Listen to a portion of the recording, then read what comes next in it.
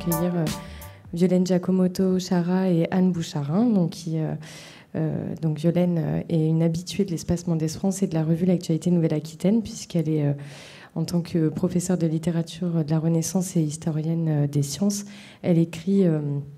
Voilà, depuis, j'ai même pas calculé, mais un certain nombre de chroniques dans la revue L'Actualité Nouvelle-Aquitaine à propos des humanistes de la région, puisque c'est un programme de recherche qui est coordonné par le Centre Montaigne Université Bordeaux-Montaigne, auquel Anne Boucharin, donc, qui est professeure de classe préparatoire à Bordeaux, coordonne et associée. Donc, et nous sommes partenaires aussi de ce programme Humana, donc humanisme aquitain ou humanisme aujourd'hui en Nouvelle-Aquitaine.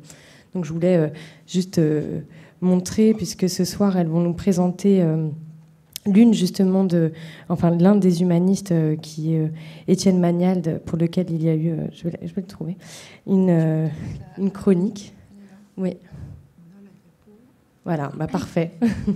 Dans le numéro Faits divers de la revue, donc au moment où nous avons, avec Jean-Luc Terradios, changé le format de la revue en passant en semestriel. Et donc il y a cet article-là et un autre personnage, Pierre Delancre, donc à propos de la chasse aux sorcières. Donc on est sur ces deux thématiques, mais aujourd'hui ce qui nous intéresse, c'est ce personnage d'Étienne Magnalde et la traduction donc d'un de ses textes, qui est un récit de cas de médecine sur...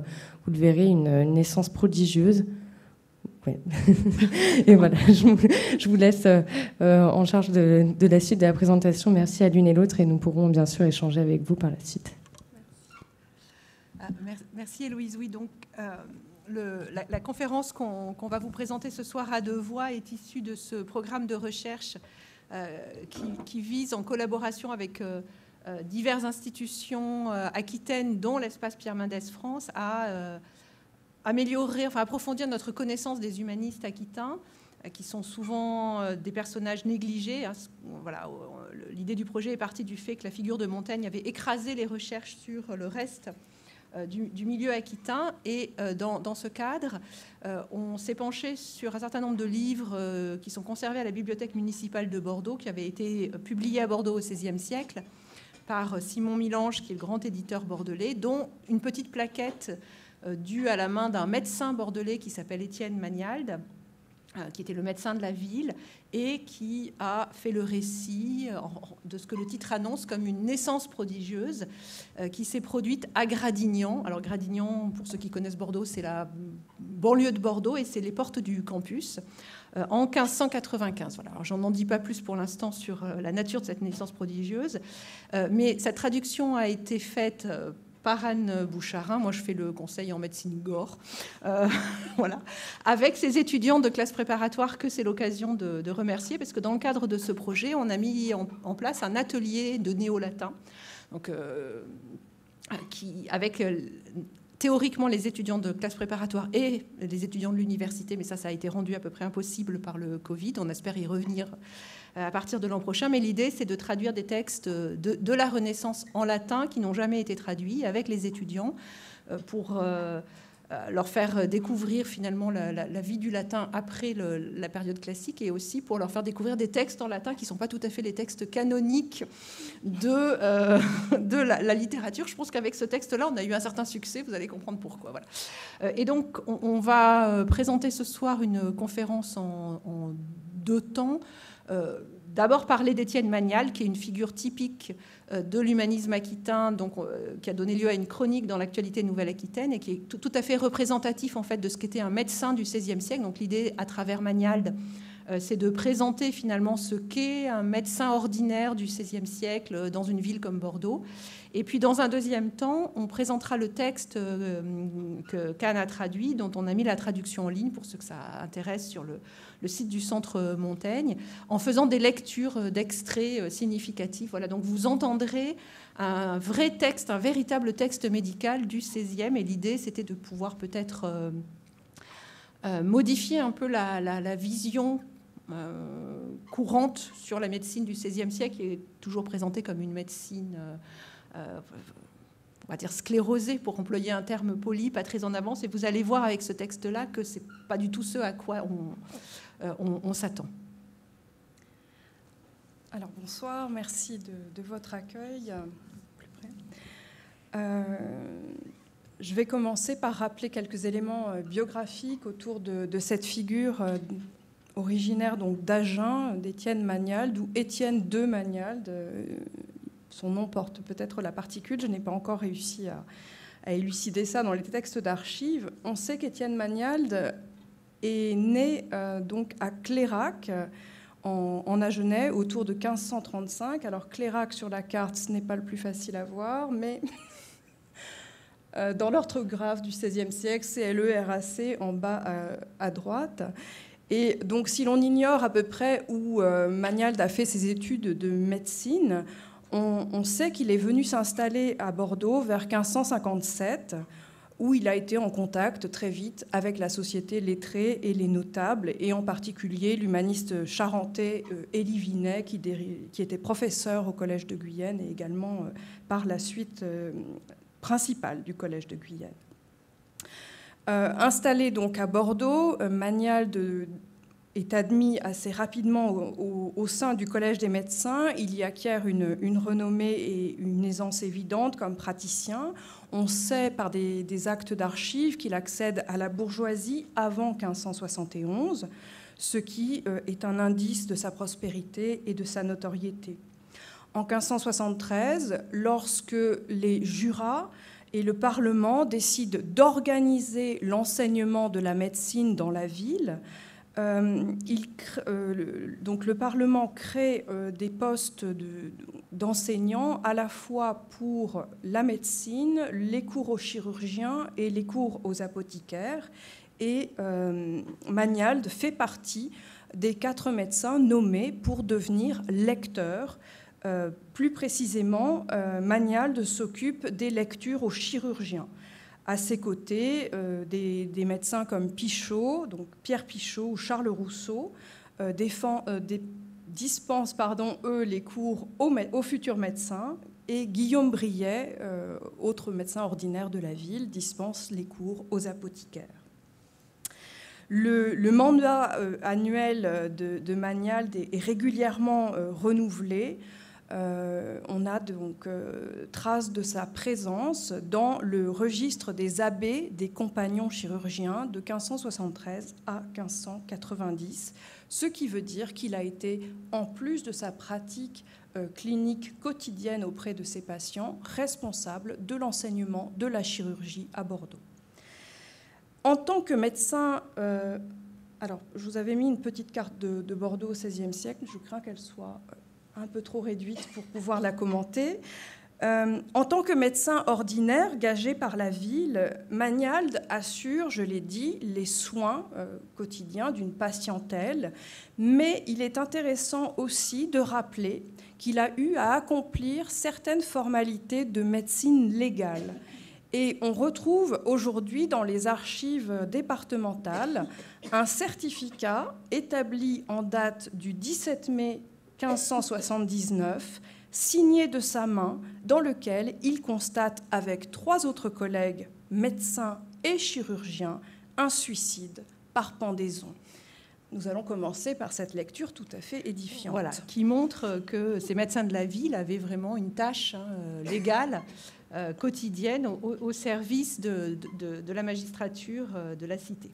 Nous, sous-signés médecins et chirurgiens ordinaires de la présente ville de Bordeaux, certifions que par le commandement de nos seigneurs les maires et jurats de la présente ville, nous nous sommes transportés en la maison de sire Jean Laillon, bourgeois et marchand de cette ville, auquel lieu, vers le derrière de la maison, en un grand chai, avons vu un nommé Guillaume Tiquin, flamand, raffineur de sucreries, pendu, ayant une corde au col attachée à un bois haut et lui pendant dans le trou épertu de quelques vieilles privées, c'est-à-dire au-dessus d'une fosse d'aisance, lequel, par commandement de nos 10 seigneurs, étant tiré de là et amené à une basse-cour, avons visité et regardé s'il avait quelques blessures ou quelques coups en son corps, auquel n'avons trouvé cause de sa mort aucune autre que la suffocation faite par la corde qu'il avait attachée à son col et de laquelle tout le corps pendait.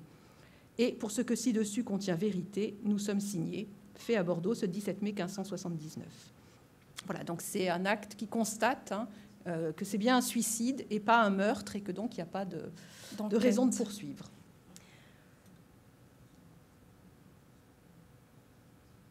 En tant que que praticien et professeur, donc je le répète, Magnald acquiert une renommée certaine qui va perdurer jusqu'à la fin de sa vie. On sait qu'il a écrit un testament en 1599. Il est conservé aux archives départementales. Vous en avez ici une reproduction du début. Le testament est beaucoup plus long. Néanmoins, il est également célèbre pour nous par les ouvrages qu'il a laissés et en particulier les œuvres qu'il a fait paraître chez le grand imprimeur bordelais Simon Milange. Il faut distinguer dans ces vestiges, un petit peu dans ces traces qu'a laissé Magnald, à la fois ce qui relève des relations de sociabilité savante et lettrée et les ouvrages proprement scientifiques dont il est l'auteur. Alors, la première chose que l'on peut dire, c'est que par sa parfaite connaissance des langues grecques et latines, Magnald participe à un mouvement assez large dans la ville de redécouverte du passé antique et il contribue avec plusieurs notables de la cité, aussi bien des juristes que des médecins, à toute cette vie lettrée que l'on voit particulièrement bien à travers les pièces d'escorte qui accompagnent les éditions qui paraissent dans ces années-là. Donc, j'ai pu aller à la recherche de nombreuses pièces d'escorte et je ne reviendrai pas sur le détail. Néanmoins, sachez qu'entre 1570 et 1580, on ne dénombre pas moins d'une dizaine de contributions, aussi bien en grec qu'en latin, toujours des contributions poétiques, épigrammes, épitaphes, qui paraissent donc à la fois pour des ouvrages de médecine, des éditions d'auteurs anciens, littéraires, Ozone par exemple, Plaute, ou encore les traités hermétiques d'Hermès, ou encore, enfin, des ouvrages historiques. Je voudrais revenir un petit peu... tu veux commenter ça Oui. J'ai oublié. Voilà.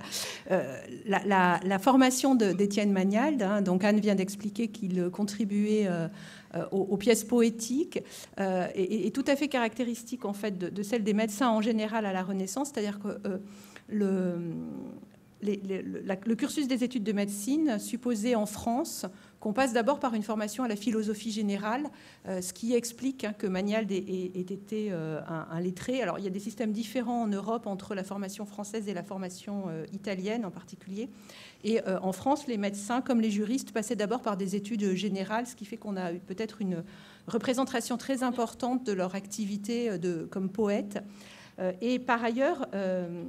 Magnald a été chargé, comme on l'a dit, d'enseigner la chirurgie, enfin d'enseigner aux chirurgiens, puisque au moment où il est professeur à Bordeaux,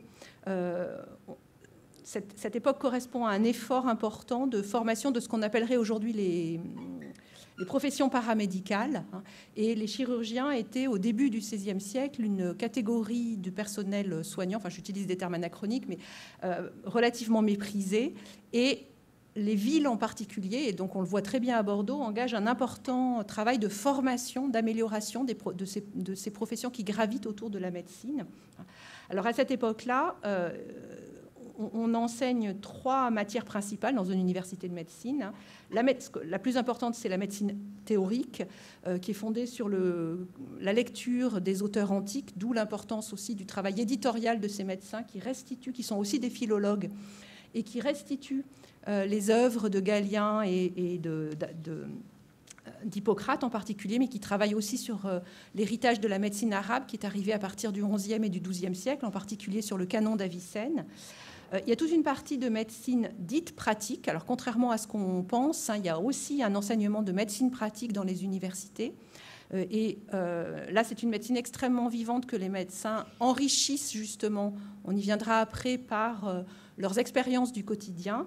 Et puis se développe, à partir du début du siècle, se développe très fortement l'enseignement de la chirurgie à partir de l'anatomie, l'anatomie ayant regagné une grande importance dans le cursus universitaire à partir de la fin du XIIIe, début XIVe siècle. Et contrairement à ce qu'on a dit il y a longtemps, la pratique de la dissection n'a jamais été interdite dans l'université européenne, elle n'a jamais été interdite par l'Église, hein, simplement elle n'était pas pratiquée très probablement pour des raisons épistémologiques, c'est-à-dire qu'on ne comprenait pas bien l'intérêt d'ouvrir le corps. Et il y a vraiment un changement de regard, hein, de paradigme scientifique qui fait que les médecins de plus en plus s'intéressent à l'anatomie et Magnald, et donc c'est important pour la suite et comprendre l'intérêt qu'il a pour le cas que l'on va raconter. Magnald est en charge, hein, de ces cours d'anatomie pour les chirurgiens, et on vous a mis là donc une image de dissection telle qu'elle se faisait avant Magnald.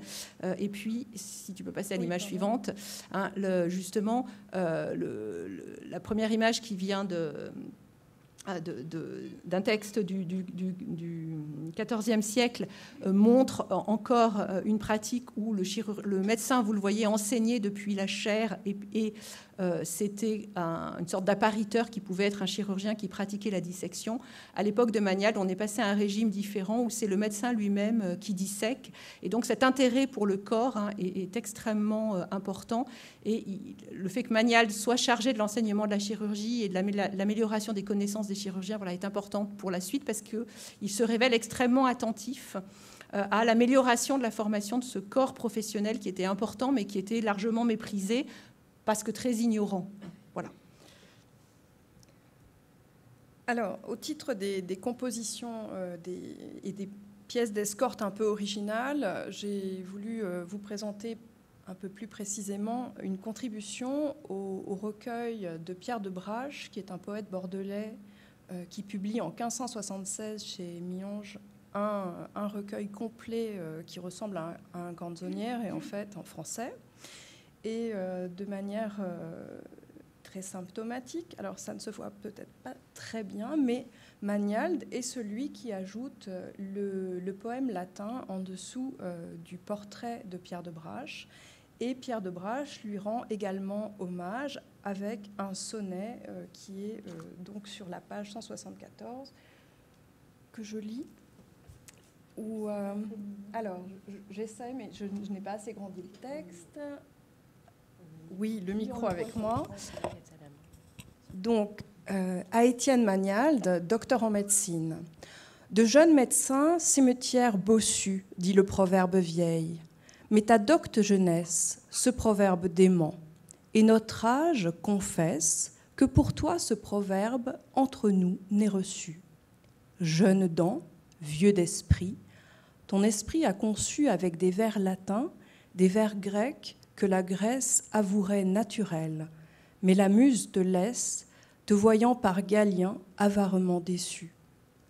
Tu diras, Magnald, que ta gloire est louable, avivant les mi-morts par ton art secourable, ce que, chantant les vers, les hommes ne font pas.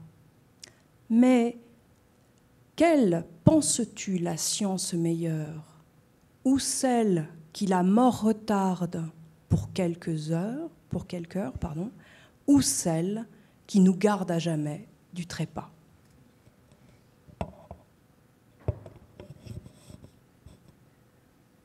Donc ici, Pierre de Brache rend amicalement hommage finalement aux médecins en comparant les mérites de la médecine qui conjure provisoirement la mort et ceux de la poésie, seuls capables de conférer l'éternité. À ces indices de l'implication de Magnald dans la vie littéraire et intellectuelle aquitaine s'ajoutent, comme je l'ai dit tout à l'heure, ses propres publications dans le domaine médical. Elles sont essentiellement au nombre de 3. La première n'est pas une œuvre originale.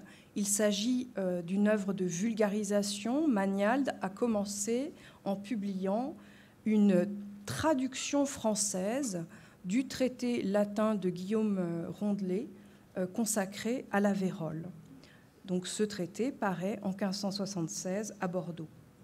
L'intention de Magnald, avec cette publication en vernaculaire, est de clarifier l'exposé du professeur montpelliérain par une présentation plus pédagogique avec un découpage en chapitres, l'utilisation de manchettes dans les marges pour faciliter la consultation. Sa traduction est peut-être moins liée à ses lectures aux chirurgiens ou aux anatomies qu'à une tendance assez commune aux médecins de son temps qui s'emploient à vulgariser la médecine hors des cercles universitaires ou des corporations en écrivant en français. Et c'est absolument crucial pour cette épidémie de la vérole. Oui, alors la traduction de Magnald est intéressante parce que d'une part, elle atteste des liens entre Bordeaux et Montpellier. Voilà, donc dans les choses qu'on essaie de mettre en évidence, il y a ces relations que nouaient les médecins entre eux d'université à université, Guillaume Rondelet étant un des maîtres montpelliérains. Et par ailleurs, là, on voit un autre aspect de ce qu'est la vie ordinaire d'un médecin de ville, c'est-à-dire l'émergence de ce qu'on appellerait aujourd'hui une politique de santé publique, avec la nécessité de prévenir contre ce qui est une des grandes questions, une des grandes difficultés de santé publique au XVIe siècle, est la diffusion de l'épidémie de syphilis. Alors, il y a encore beaucoup d'épidémies de peste. Les villes sont confrontées régulièrement à des épidémies aiguës. La vérole est plutôt une épidémie latente, mais qui fait des ravages. Et donc, le fait que Magnald traduise est certainement lié à sa vocation d'enseignant, parce que la traduction fait part... Alors, il y a tout un débat entre les médecins à cette époque-là pour savoir s'il faut écrire en français ou pas la médecine. Certains médecins considèrent qu'on ne doit pas traduire les textes médicaux parce que le savoir doit rester réservé aux médecins. Donc, il y a une forme de défense qui se fait par la pratique linguistique, avec l'idée très claire qu'on ne doit pas rendre le savoir accessible aux profanes. Et puis, à l'inverse, toute une partie des médecins qui utilisent la traduction à la fois justement pour mieux former les autres professions médicales et une partie des chirurgiens, en particulier les chirurgiens dits de robe courte qui étaient les moins instruits, et les barbiers ne parlaient pas latin. Et puis par ailleurs, pour rendre accessible, alors c'est typique avec la syphilis, pour rendre accessible un certain nombre de connaissances à une population qui n'avait pas forcément, enfin qui avait accès à la lecture, donc qui est déjà privilégiée, mais qui n'avait pas forcément accès au milieu médical. Pour rappel, l'épidémie de syphilis commence en Europe véritablement dans les années... Enfin, elle est identifiée à Naples dans les années 1494-1495. En tout cas, c'est là qu'on a les premiers textes. Elle est vraiment nommée en 1530, syphilis, par le poème du médecin italien Jérôme Fracastor, qui a écrit une syphilis sive morbus gallicus, donc la syphilis ou le mal français. Donc la question de savoir qui est responsable de l'épidémie de syphilis, c'est le fait qu'on la nomme mal français, espagnol, anglais ou italien selon sa nationalité, est quelque chose qui revient tout le temps dans les textes de cette époque-là. Et on assiste donc à l'arrivée de la vérole, puisque c'était son nom, de la grande vérole à Bordeaux. Alors, on a retrouvé là un texte qui n'est pas un texte de Magnald, mais qui est un texte qui décrit justement l'arrivée de la vérole à Bordeaux en 1579, donc vous voyez, on est dans les années où le texte est traduit, et qui est un texte intéressant parce qu'on y retrouve tous les problèmes que pose la maladie à cette époque-là, le fait qu'on ne contrôle pas l'épidémie, qu'elle est extrêmement virulente et qu'on ne sait pas on a des remèdes, on propose des remèdes pour la soigner. On utilise le bois de gaillac, on utilise en fait la résine du bois de gaillac pour faire des décoctions, et surtout on soignait les malades en les faisant suer dans des étuves, parfois avec des émanations de mercure, parfois en les frottant au mercure. Donc il y avait des effets secondaires absolument atroces. Et donc là, vous allez entendre une courte chronique qui donne aussi alors bon, je sais qu'après est prévu un pot, donc on va aller vers des choses de plus en plus atroces, mais qui donne une image de ce qu'était la vie des malades aussi, et pas simplement des médecins dans cette France de la fin du XVIe siècle, où en particulier, alors j'explique par avance parce que le texte est un peu elliptique, enfin un peu difficile, mais les hurlements de douleur des malades sont comparés à ceux des taureaux que l'on pique au moment de la corrida. Voilà, donc on est dans un texte tout à fait du sud-ouest. En cette année, donc on est en 1576, en 1579, pardon. En cette année, le mal de Naples, appelé en bon français la grosse vérole, commença à se faire reconnaître en la ville de Bordeaux, grandement pernicieuse, voire tellement incurable, que les médecins et chirurgiens n'y voyaient goutte, non plus qu'à la goutte, ainsi que dit le proverbe. Desmodo que plusieurs atteints de ce mal moururent misérablement, voire avec des hurlements comme des bêtes et grincements de dents, bavant comme taureaux de Bazas lorsqu'on faisait court percer d'aiguillades à la broche. Donc ça, c'est la corrida. Quelques secours de Gaillac et Surie, donc de sudation, ça c'est une allusion aux étuves, que les hippocratiens et galénistes y apportassent. Donc là, on est face, vous voyez, vraiment au problème de santé publique de médecins et de chirurgiens qui sont associés à la démarche, qui n'arrivent pas à soigner ce mal quotidien. Ce mal fut premièrement connu en France sous le règne de Louis XII et fut appelé le mal de Naples, parce que ceux des soldats qui s'en revinrent de ce royaume en France, après en avoir été exclus et chassés par les armées espagnoles, et qui avaient eu de la charnalité, donc un commerce sexuel avec les femmes de ce royaume, le portèrent en France. Mais ces femmes l'avaient contracté de la charnelle habitation qu'elles eurent auparavant avec les soldats espagnols, lesquels, tout fraîchement venus des Indes, furent envoyés au secours du dit royaume. Alors, je laisse la fin du texte, mais vous voyez qu'il y a aussi déjà une identification très claire des origines du mal. Là, on le fait remonter évidemment à la conquête du Nouveau Monde. Et puis, chaque nationalité renvoie gaillardement, enfin, si j'ose dire, la responsabilité sur l'autre, donc mal de Naples et mal français. Voilà. Alors après cette traduction de 1576, ce n'est finalement que 20 ans plus tard que paraissent les œuvres dont Étienne Magnald est véritablement l'auteur. Âgé d'environ 60 ans, il prépare en 1596 2 ouvrages en latin. Le premier est celui dont nous avons parlé plus en détail tout à l'heure, une brève étude d'obstétrique, récit de cas circonstanciés, où le médecin se présente en témoin et en analyste d'une naissance prodigieuse, quasi inexplicable pour le savoir de son temps.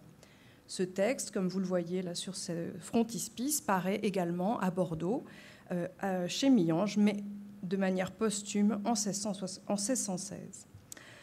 L'autre ouvrage qui est de la main de Magnald, c'est cette édition bilingue en grec et en latin des traités chirurgicaux d'Hippocrate, ouvrage dédié au roi Henri IV et qui sera publié simultanément à Paris et à Bordeaux par son fils aîné en 1619 de manière posthume également. C'est vraiment le témoignage de ces œuvres de philologue où le médecin cherche à établir un texte et à en donner la traduction la plus fiable possible. Et on peut remarquer finalement aussi qu'il a choisi d'éditer les textes sur lesquels, très vraisemblablement, il a donné des leçons aux chirurgiens. C'est-à-dire qu'il existe énormément d'autres traités d'Hippocrate, mais il se concentre ici sur 5 des traités spécifiques qui relèvent de l'enseignement aux chirurgiens. Alors nous allons revenir maintenant sur le récit de cas qui nous a occupés pendant l'atelier néo-latin, où nous avons donc traumatisé une génération entière d'étudiants. Qui n'auront jamais d'enfants. C'est vrai qu'ils n'auront pas d'enfants, et en même temps, il faut reconnaître que quand nous avons choisi le texte, nous ne l'avions pas encore totalement traduit. Il était classé donc en agriculture dans la bibliothèque municipale, et nous ne nous attendions pas du tout à lire ce que nous avons lu. Donc ce récit de cas concerne une double grossesse extra-utérine et au XVIe siècle, les médecins n'imaginent pas qu'une grossesse extra-utérine est possible. Pour eux, tout se passe dans l'utérus et donc, quand ça ne sort pas, il y a un problème. Donc, concrètement, Étienne Magnald a raconté les observations qu'il a menées pendant l'été 1595 et il a achevé de rédiger son récit en décembre de cette même année. Et c'est donc ce que nous allons regarder maintenant. Je te laisse décrire un petit peu ce traité. Alors, voilà, deux choses. D'abord, c'est un récit de cas. Et donc, ce qui est intéressant dans l'œuvre de Magnald, Anne vient de parler de son édition d'Hippocrate, c'est qu'on a vraiment les deux volets des intérêts intellectuels et de la pratique éditoriale, on va dire, d'un médecin au XVIe siècle. D'un côté, Magnald traduit Hippocrate du grec en latin et donne une grande édition philologique, mais comme Anne l'a rappelé aussi, qui est quand même liée directement à sa pratique de médecin de ville. Et donc là, on est vraiment dans la tradition universitaire de l'établissement et du commentaire de texte qui fondait encore l'enseignement, puisque on enseignait la médecine théorique ou même la chirurgie à partir de la lecture des textes. Et en même temps, ces médecins, on l'a vu avec les remarques sur la vérole, sont confrontés au quotidien à la maladie. Enfin, on a vu aussi son exercice de médecine légale.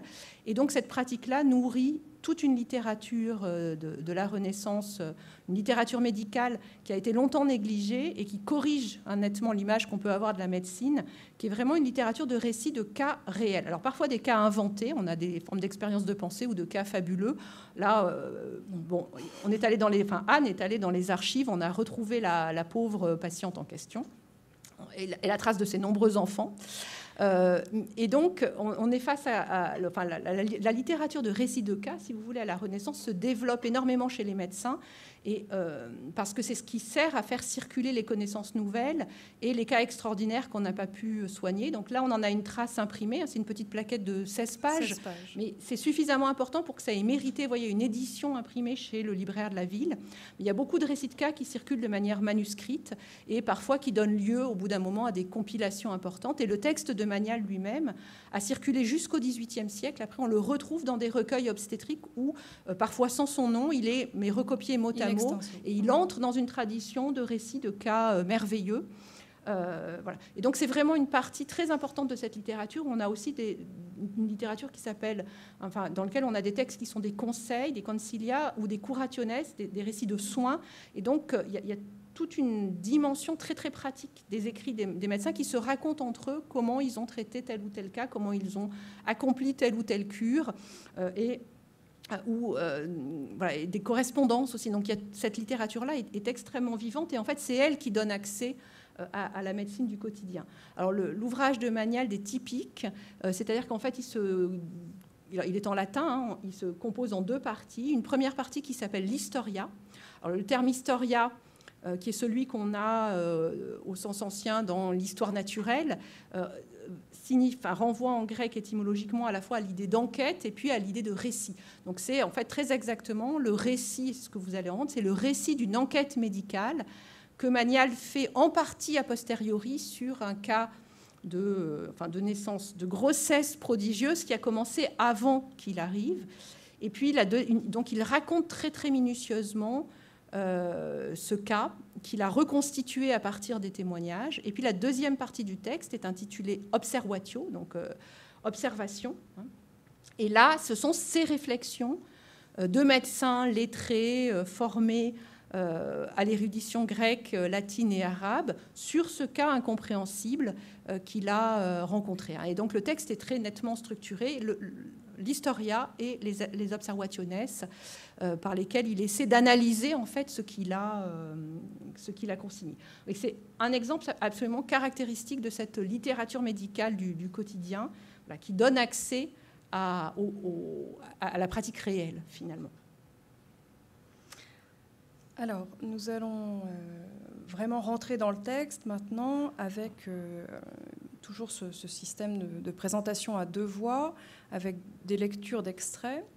Et nous commençons par l'Historia, donc le récit de cas proprement dit, et la présentation de cette patiente qui est la jeune épouse d'un fermier de Gradignan, donc une paroisse rurale des environs de Bordeaux. Magnal n'a pas normalement à aller soigner des patients en dehors de la ville, puisqu'il est médecin ordinaire gagé par la ville, mais il va nous expliquer dans quelles circonstances très particulières il a eu à faire ce déplacement.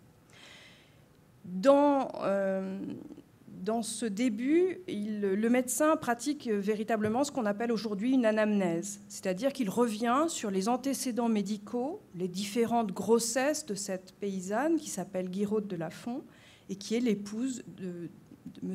Thiac, Grimond Thiac. Il établit une chronologie rigoureuse des diverses grossesses et des pathologies qu'elle a pu subir. Et C'était un plaisir, l'année de l'atelier, puisqu'un hasard singulier veut que les archives départementales de la Gironde aient conservé les registres de baptême de la paroisse Saint-Pierre de Gradignan, où nous avons pu retrouver certains des enfants des époux Thiac. On va vous lire la traduction du début de ce texte, donc traduction élaborée pendant toute l'année au cours de l'atelier, et je vous donnerai ensuite quelques précisions. Donc, Magnal commence en identifiant sa patiente et en la nommant. Donc ça aussi, c'est quelque chose qu'on peut souligner, c'est-à-dire que c'est des récits de cas qui sont nominatifs. Il n'y a pas l'idée d'anonymat du patient. Au contraire, c'est important pour le témoignage parce que c'est ce qui atteste de l'authenticité du cas. Et nous, c'est ce qui nous a permis de penser que c'était un cas authentique et pas un cas fictionnel, parce qu'effectivement, on a retrouvé presque tout le monde dans les archives. Donc, Guiraude de Lafont était l'épouse de Grimond Thiac, un fermier installé sur les terres de la paroisse de Gradignan, non loin de la ville de Bordeaux. À l'âge de 30 ans, après avoir déjà mis au monde 8 enfants, alors là, déjà, les étudiants ont commencé à frémir, dont les 2 derniers étaient jumeaux, elle débuta en mars 1591 une nouvelle grossesse. Alors qu'elle en était arrivée sans difficulté à son 9e mois, et au terme prévu pour accoucher et mettre l'enfant au monde, elle éprouve une douleur persistante au niveau du bas du dos et de l'aine. Alors, on peut juste souligner qu'elle en est quand même à sa 9e enfant, mais 8e grossesse. Donc, c'est important parce qu'elle a l'habitude, si j'ose dire. Ce n'est pas une débutante. Oui. Alors, je reviens un petit peu sur les documents d'archives, effectivement, et aussi sur un problème tout bête, mais notre texte latin identifie la paysanne sous le nom de Giralda Fontana, que nous avions longtemps pensé traduire Guiraude Fontaine, jusqu'à ce que les archives nous révèlent son vrai nom, Guiraude de Lafont. Alors, je vous montre un petit peu les documents d'archives, parce que ça aussi, ça mérite le détour. Donc, c'est un registre de baptême dans lequel nous avons retrouvé la fille aînée du couple Thiac. Alors, je vous ai grossi le petit passage qui concerne donc Florette, la fille aînée, qui naît en décembre 1579 et qui, j'ai retranscrit là dans l'orthographe de ce que j'ai pu lire l'acte complet, et vous voyez donc on retrouve ici le nom des 2 parents ainsi que le nom de du parrain et de la marraine. Alors le problème des documents d'archives, mais je vais passer vite parce que l'heure file, c'est que nous n'avons pas retrouvé tous les enfants, donc c'était un petit peu décevant. Nous en avons 4 sur les 8, mais pas beaucoup d'hypothèses pour trouver les autres. Alors, revenons sur l'anamnèse et ce qui s'est passé réellement avant que Magnal se rende à Gradignan. Donc, la jeune femme conçoit à nouveau un enfant, et un premier accouchement pathologique a lieu 9 mois plus tard, en novembre 1592. Le récit est rapporté au médecin par la patiente elle-même, mais également par sa famille et sans doute par les médecins ou les sages-femmes qui l'ont assisté. On sait, les indications qui sont données ne peuvent pas être simplement la parole de la paysanne, puisqu'il y a vraiment les traces de l'expertise d'un spécialiste. À l'issue de cet accouchement impossible, le bilan est aussi expéditif qu'inexplicablement heureux, vous allez le voir, puisque la jeune femme, contre toute attente, se porte très bien, retrouve un cycle menstruel régulier. Finalement, le seul problème, c'est un léger gonflement à droite de l'abdomen qui, en dépit des rapides relevailles, signale, pour nous aujourd'hui, la première grossesse ectopique et son évolution en tumeur. Cette grossesse n'a pas donné lieu à un accouchement, et l'autre difficulté, c'est qu'en mai 1594, la jeune femme retombe enceinte. Nouvelle grossesse donc qui n'est pas menée à terme à nouveau, puisqu'au 8e mois interviennent des complications.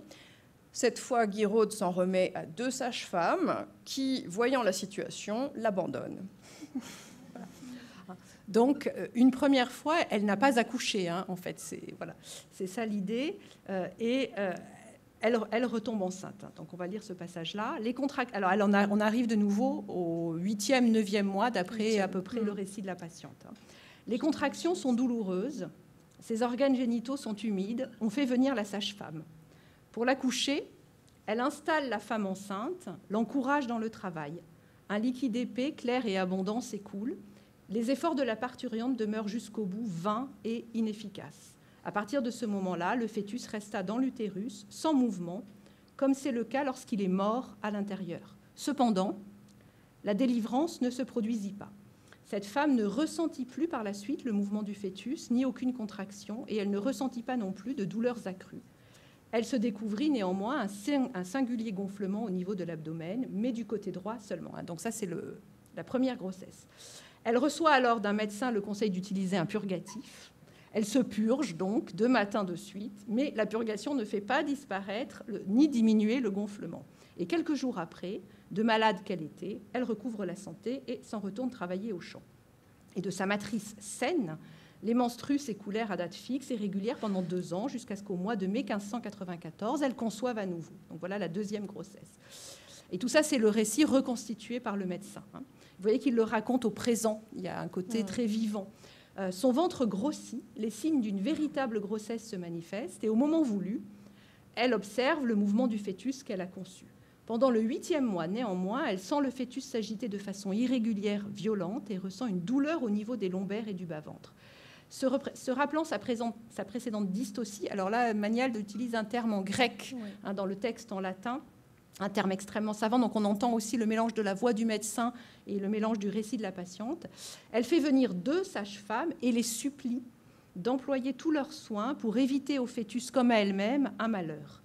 Les sages-femmes, appliquant les mains sur son ventre, ne sentent aucun mouvement, les contractions sont absentes et le bas-ventre est froid au toucher. Elle suppose aussitôt que le fœtus est mort ou qu'il s'agit d'une grossesse nerveuse.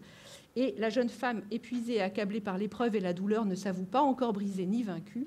Mais les sages-femmes la quittent cependant, l'abandonnant à la nature, ce qui est une façon de dire qu'elle la laisse se débrouiller toute seule. Voilà. Et je disais à l'instant que le récit est intéressant parce que, outre son contenu, Magnald le raconte au présent, mais ce qui est intéressant aussi, ce qui a retenu notre attention quand on a fait la traduction, c'est cette attention à la souffrance, à la fois physique et psychologique de la patiente qu'on ne s'attendait pas nécessairement à trouver dans un texte du XVIe siècle. Puis bon, au passage, la lâcheté des sages-femmes, mais ça, je pense que c'est le médecin qui n'est pas mécontent de critiquer un peu les professions subalternes. Alors après avoir constaté l'apparition d'un nouveau gonflement abdominal sur le côté gauche, cette fois, sans que celui de droite ait disparu, et après avoir dépéri pendant 3 mois, la paysanne parvient toutefois à échapper à la mort. Alors ça, c'est grâce au médecin. Donc, elle 2 fois de suite, vous l'avez entendu, elle n'a pas accouché et elle se retrouve donc avec un gonflement de chaque côté. Et ça se gâte un peu avant le dénouement. De l'utérus s'écoula pendant presque 3 mois une sanie malodorante et un gonflement apparaît, induré et d'une taille importante sur le côté gauche de l'abdomen. Par ailleurs, le gonflement sur le côté droit de l'abdomen reste encore bien visible et fort douloureux. Et avec le temps, ce double poids, trop lourd à porter, ainsi que les vapeurs malignes provoquées par les 2 fœtus morts, épuisent le sang et la vigueur de la patiente. Incapable de vaquer à ses travaux et de rester debout, elle est contrainte de s'aliter. Peu à peu, cependant, alors là c'est le médecin lettré qui parle, par miracle, la moribonde échappe à la bouche de l'orcus, c'est-à-dire à la mort. Et à partir de ce moment-là, Magnald va raconter comment elle échappe à la mort. J'enchaîne peut-être directement sur la suite du texte. Voilà. La nature, en général, parce qu'elle aspire à sa propre conservation, tend à séparer la partie corrompue de la partie morte de celle qui est tend à séparer la partie corrompue de la saine et la partie morte de celle qui vit. Alors, donc Magnald explique ici ce qui va se passer par une sorte de réaction naturelle elle-même qui va chercher au bout de 4 ans à expulser du corps de la patiente les fœtus morts. Et de fait, En juin 1595, le jour même du solstice, un abcès se forme près du nombril, du côté droit de l'abdomen. Donc le côté droit, c'est le premier fœtus mort. Une voisine avait placé sur cet abcès un emplâtre propre à évacuer le pus. L'abcès ne perça toutefois que le 2 août. Donc, au passage, on touche à la réalité de ces corps souffrants. Ça fait quand même 1 mois et demi qu'elle a son abcès qui mûrit. Il en sortit un pus fétide en très grande quantité. Et outre le pus apparaît un os de couleur assez pâle. La voisine s'en étonne. Elle sait qu'il n'y a pas d'os dans l'abdomen. Aussi, elle fait venir un chirurgien de village qui, avec une sonde, explore l'abcès déjà percé et trouve des os. Étonné à son tour de cette découverte, il estime bon d'appeler en consultation Jacques de Noyer, chirurgien bordelais expert de l'extraction fœtale. Alors là aussi, il y a un terme en grec dans le texte. De Noyer, voyant que l'ouverture de l'abcès était trop étroite, l'incisa jusqu'à ce qu'elle eût une taille suffisante, puis à l'aide d'instruments métalliques destinés à cet usage, qu'on peut vous montrer, il fit sortir par petits morceaux les os d'un enfant mort et corrompu depuis presque 4 ans déjà. Et alors qu'il tentait la même opération pour l'autre enfant, qui, mort depuis 9 mois environ, se trouvait dans la partie gauche de l'abdomen, il se rendit compte que la pauvre femme était pâle et faible et reporta donc son opération à une autre occasion. Excusez-nous, hein, mais bon. Donc c'est à ce moment précis du récit que la première personne va entrer en scène dans le récit de cas et que le témoignage octorial débute vraiment, puisque l'étrangeté de ce cas pousse Magnald, dès qu'il en est informé, à se rendre à Gradignan le 16 août 1595. Et le texte va bien signaler l'intérêt double que suscite ce cas entre compétences thérapeutiques et curiosité scientifique. C'est très vraisemblablement cette curiosité qui conduit Magnald et de Noyer à faire le choix de réunir à leur côté un auditoire expert, comme pour une consultation collective, ou plutôt une leçon de chirurgie in vivo, puisque Magnald y est le seul médecin et qu'il invite 2 autres chirurgiens bordelais à se joindre à l'auscultation. Alors, c'est le texte suivant. Donc on a ici, vous avez vu la chaîne de le médecin de ville, enfin le chirurgien de village qui appelle le chirurgien de la ville, qui appelle le médecin de la ville. Et donc Magnald là va prendre la parole à la première personne pour raconter comment il arrive, donc plus de 4 ans après, au chevet de la patiente. Il tient alors, donc il s'agit de Noyer, le chirurgien, il tient alors à m'informer de cette merveille aussi rare qu'inouïe, et je jugeais opportun d'aller sans délai observer ce cas étonnant. C'est pourquoi nous nous mîmes en route sur le champ pour aller auprès de cette femme le 16 août. Nous voulions d'abord lui porter secours en des circonstances particulières, graves et périlleuses, et ensuite confirmer par l'examen, proprement dit, alors le terme ici est autopsie, mais au sens de voir par soi-même, cet incroyable enfantement. Je choisis, de propos délibérés, de faire appel à 2 autres chirurgiens bordelais, Jean Danet et Léonard de Villechabrol, afin qu'il y eût davantage de témoins de ce cas. Et ça, c'est très important pour attester l'authenticité. Une fois parvenus auprès de la jeune femme, nous lui demandâmes d'abord comment elle allait. Nous voulûmes savoir ensuite la nature de ses affections passées, leurs causes et signes, en interrogeant la malade elle-même, son époux, les sages-femmes et tous ceux qui l'avaient assistée.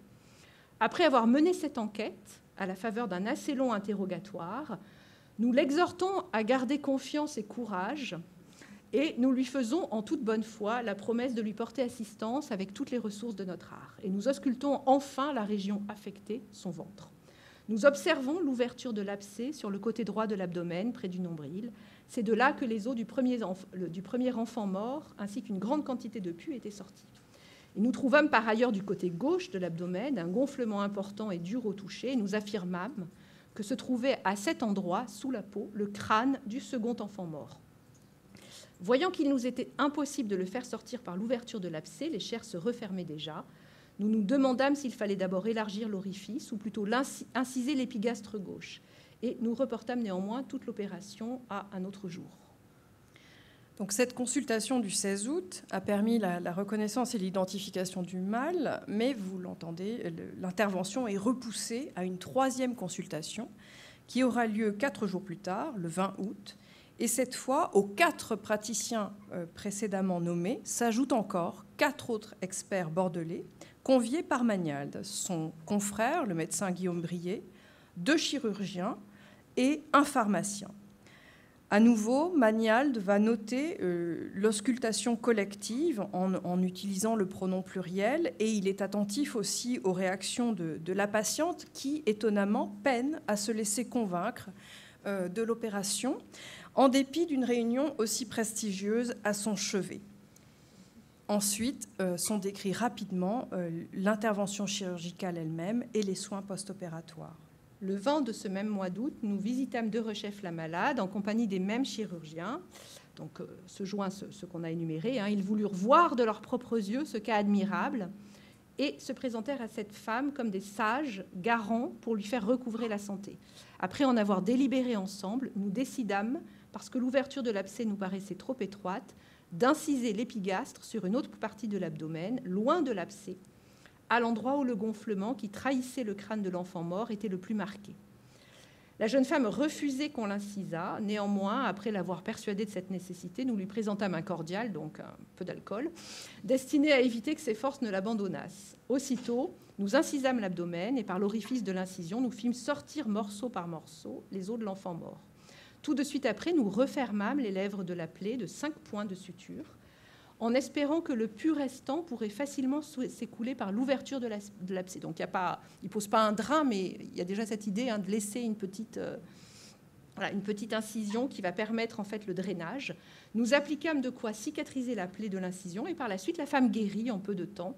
Une fois débarrassée du pesant fardeau de ce double cadavre, elle retrouva sa vigueur première et en jouit encore totalement aujourd'hui, et même au-delà de ce que nous pouvions espérer, en vertu d'un admirable bienfait de Dieu. Gloire à Dieu à jamais. Amen, conclut Magnald. Alors, en grec. On a retrouvé dans les archives, effectivement, la trace ultérieure de Guiraud.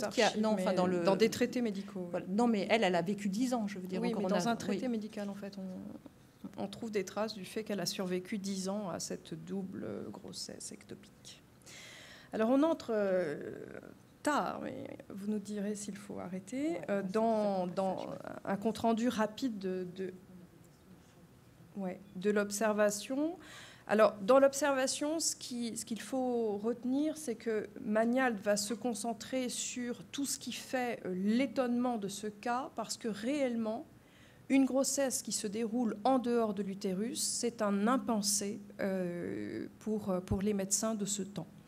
Et donc, il essaie d'échafauder toute une série d'hypothèses en utilisant, bien sûr, toutes les autorités qu'il a à sa disposition, la médecine arabe, la médecine grecque, mais aussi des récits de cas extrêmement contemporains qu'il emprunte à des médecins viennois ou suisses, et qu'il lit et qu'il annote, et pour lesquels il intègre les comptes rendus dans son traité.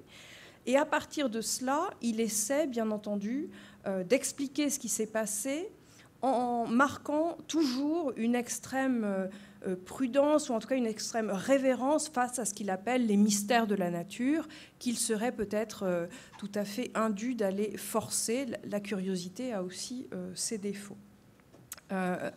De manière assez intéressante, il me semble, en plus de ces autorités qu'on pourrait qualifier de livresques, il prend dans sa propre patientèle des éléments qui vont lui permettre de comprendre peut-être ce qu'il s'est passé.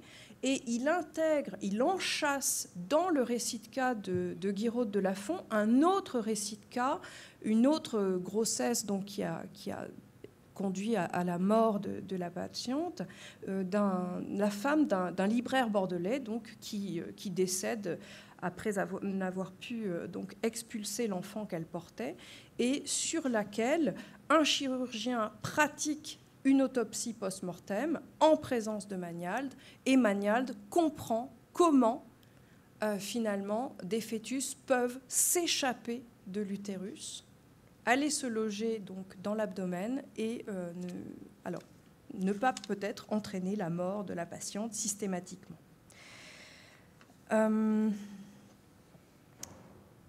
Un mot sur la fin, peut-être. On a juste 3 minutes pour lire. La dernière lecture. Je voulais lire, il y a 2 textes qui étaient intéressants encore à lire. C'est celui justement où Magnald quantifie finalement son émerveillement. Oui. Et puis, mais ça ne sera pas long, et puis le récit sur la mort, où là la patiente est morte, hein, l'autre cas qui lui permet de comprendre les choses. Mais justement, dans ce qu'on voulait vous montrer, c'est ce rapport aussi du médecin à la question de la merveille, et il essaie de grader ce qui est le plus ou moins admirable dans le cas qu'il a examiné.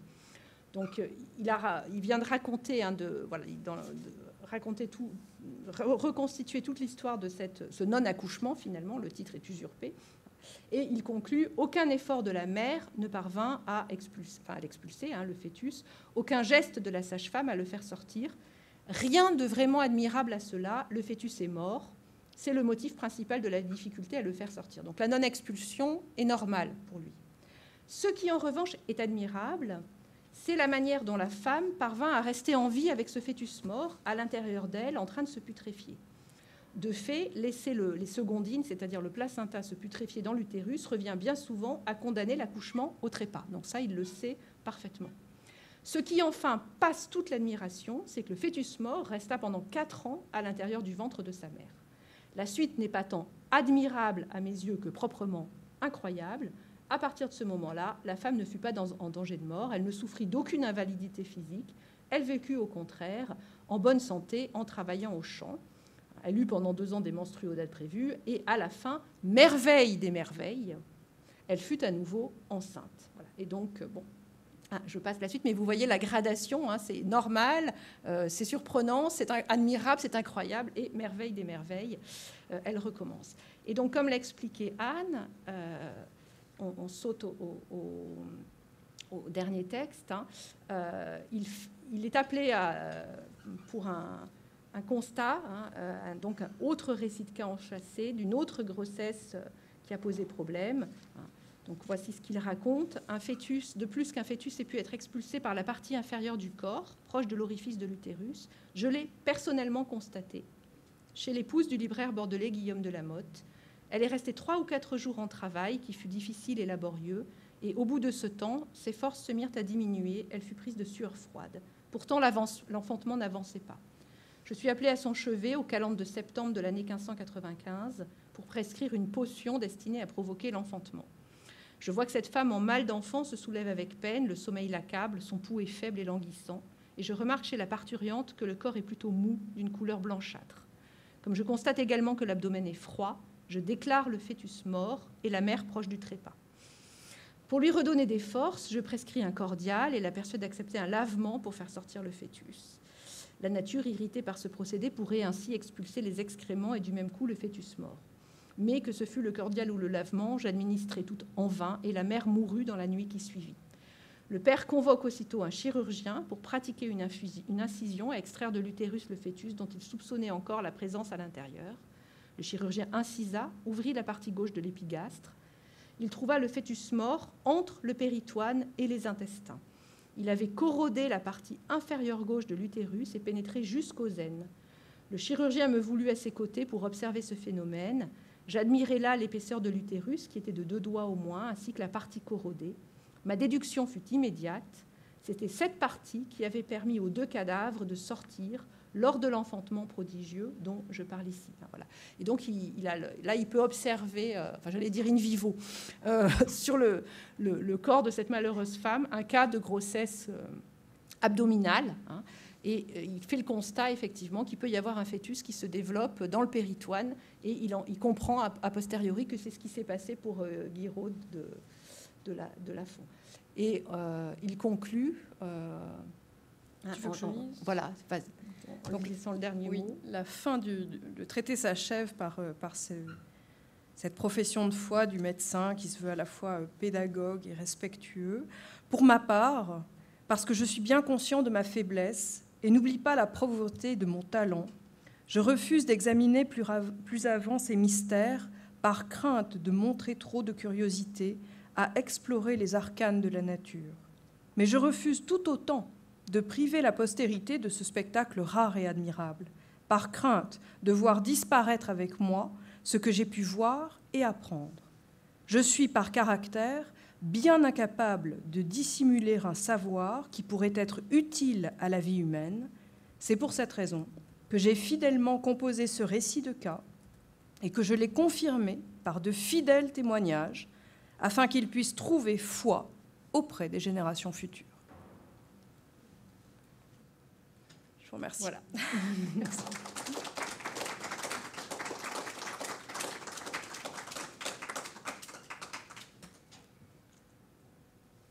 Tu peux laisser quelques images gore. Bien, merci à toutes les deux pour cette présentation. Je ne l'ai pas présentée tout à fait au début, mais le dessin qui a servi à illustrer la chronique de ce cas, elle a été dessinée par Benoît Hamé à partir d'un croquis de l'enfant de pierre du Portentosum de Jean d'Ailleboust en 1582.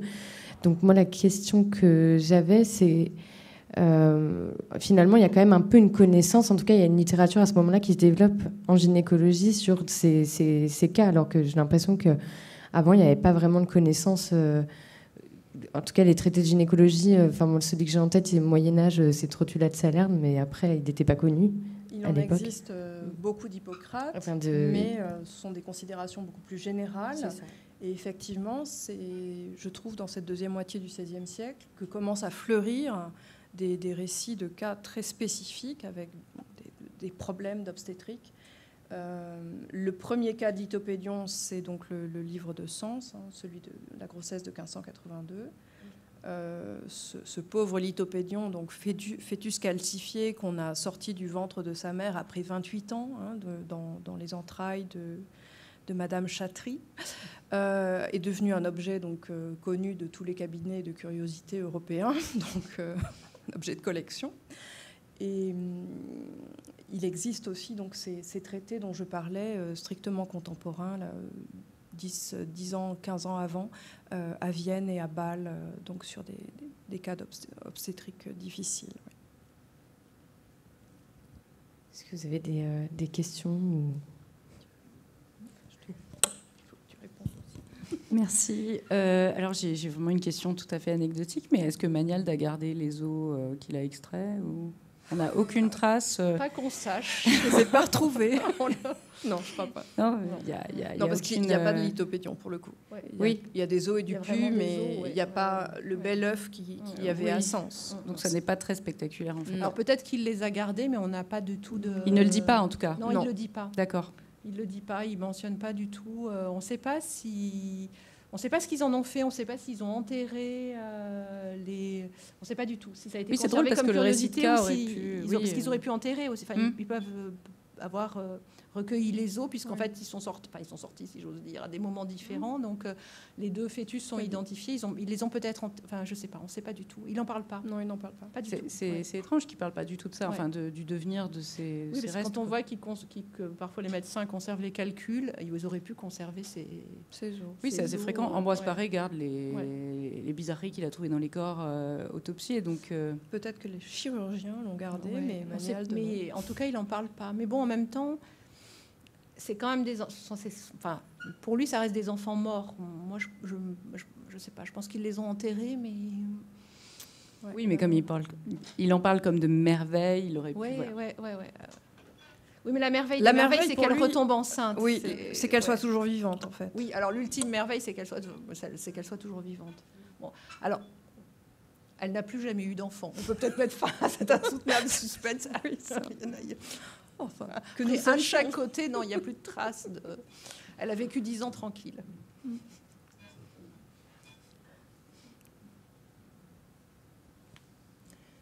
Mais ça, enfin voilà, ça donne une bonne image, enfin, de ce qu'était cette médecine de la fin du XVIe siècle, qui est quand même très attentive à la patiente, à la réalité des choses, enfin, qui n'est pas du tout l'image qui est décrite de ces médecins qui regardent de loin et qui n'ont... Alors bon, effectivement, ils ont essayé plusieurs fois de la purger, ça n'a pas marché.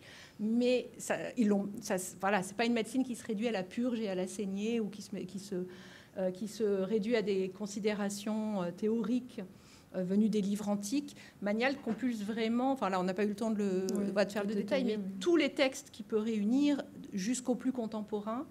Et surtout, ce qui est extraordinaire, c'est la façon dont il reconstitue le récit, parce qu'en fait, il raconte tout ce qui s'est passé pas à pas en essayant de restituer les dates.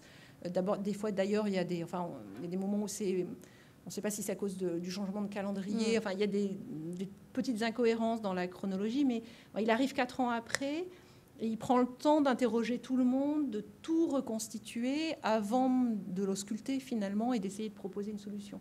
Donc c'est un texte quand même qui révèle un médecin extrêmement précis, attentif, un clinicien assez extraordinaire en fait.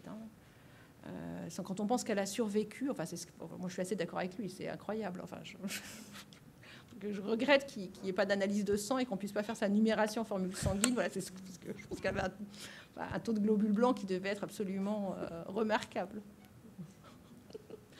J'aurais encore une question du coup. Je me demandais comment, j'ai pas bien suivi comment les deux cas sont articulés. Enfin, le cas de la personne qui meurt et celle qui ne meurt pas. Est-ce que ils arrivent en contrepoint à l'intérieur du texte ou... Mais en fait, de ce qu'il a pu voir en juillet-août, là, il reste sur une impasse, en fait. Comment les deux fœtus ont pu aller se loger en dehors de l'utérus. Et en fait, ce récit enchâssé, et le cas de la femme du libraire, lui montre qu'un fœtus peut rester dans l'utérus et commencer à altérer la paroi de l'utérus et à le percer pour sortir. Donc il a l'idée que, moi c'est ce que j'en ai compris, que chez la femme du libraire, le fœtus ne s'est pas encore échappé, mais que c'est sans doute ce qui s'est passé chez Guiraud, et que là où le mystère et le miracle de la nature se produit, c'est que l'utérus se répare et qu'elle peut à nouveau être enceinte. Donc le récit concernant la femme du libraire est enchâssé pour bien comprendre. Après, en fait, il vient à dans un dispositif de compréhension de l'autre récit qui prend dans la partie toute la des place. Observations, en fait, il explique comment il a raisonné. D'accord. Donc en fait, il fait le récit de cas des deux non-naissances. Et ensuite, il explique comment il a essayé de comprendre. Et c'est là qu'après avoir énuméré toutes ses lectures, etc., en fait, il raconte aussi... il y a un récit d'élucidation en fait, du cas précédent. Et donc, il raconte comment, appelé au chevet de cette autre patiente, il fait effectivement l'expérience de la possibilité de ce qu'il n'avait pas pu imaginer, en fait, et l'espèce de révélation qu'il a de l'explication. Alors, pour autant, la grossesse de la libraire n'est pas une grossesse ectopique. Et donc, il ne comprend toujours pas ce qu'est une grossesse ectopique. Mais ça, il faudra trouver un prochain récit de cas pour savoir à quel moment a lieu la première grossesse. Il comprend que le fœtus peut sortir et se... Il paraît important de dire qu'il n'est pas sorti de l'utérus. Il n'y a jamais été pour Guiraud. Oui, ça, il ne peut pas le comprendre. Il pense que l'utérus se perd, il constate quand même que le fœtus peut se développer en dehors. Oui. Voilà. Après, il comprend ça comme une migration, en fait. C'est ça. Comme une percée. Oui. Il attribue ça à un trou dans l'utérus, alors que, en réalité, les grossesses abdominales, c'est des grossesses extra-utérines depuis le départ, avec une migration en dehors des trompes ou une explosion de la trompe. Pour Guiraud, probablement une migration avant, parce que s'il y avait eu explosion de la trompe, elle n'aurait pas pu retomber enceinte après. Donc il arrive parfois, parce qu'on a enquêté, du coup, on est allé voir beaucoup de gynécologues. Les gynécologues qu'on connaissait.